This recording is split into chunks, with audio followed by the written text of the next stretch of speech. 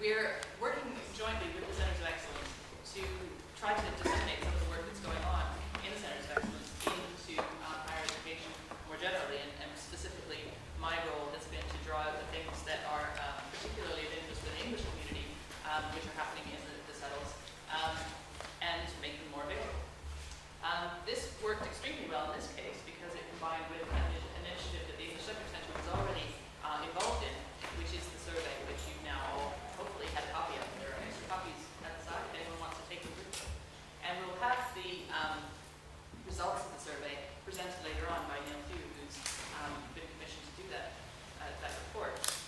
What we're hoping to do with today and the event as a whole is to give some sort of context for that survey, because I think we're all very aware that it's a snapshot. It's a moment in time, and we want to well, on the one hand, put it into a larger context of the sorts of work that you are doing, but also see if the two line up. So a very brief outline for the day. This is the first session. We're going to look at the first 5 years, the last 5 years, and think about the ways in which teaching has changed. And I think there are an enormous number of influential factors which have changed, or potentially have changed, the way that we're thinking about our teaching. And I'm very, very grateful to all of our speakers who have volunteered this morning to take quite a personal approach to this question.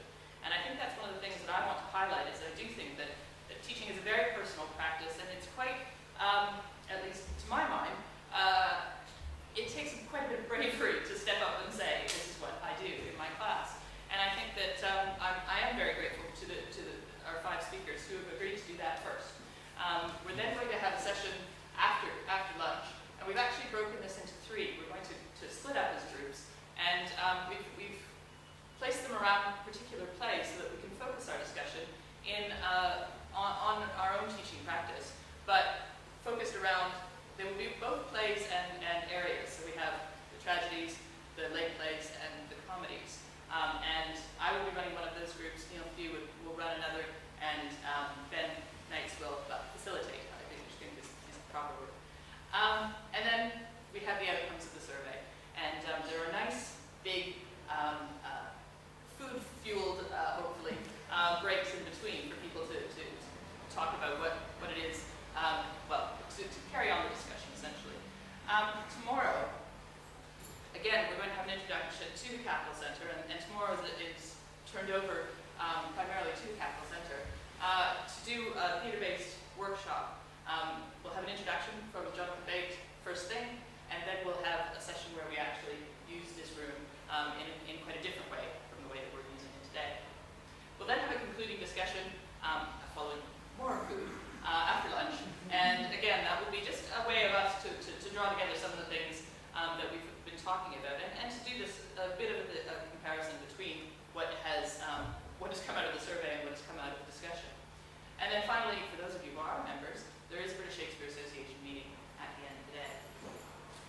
Right, so that's just in case you want to follow up anything, those are my details.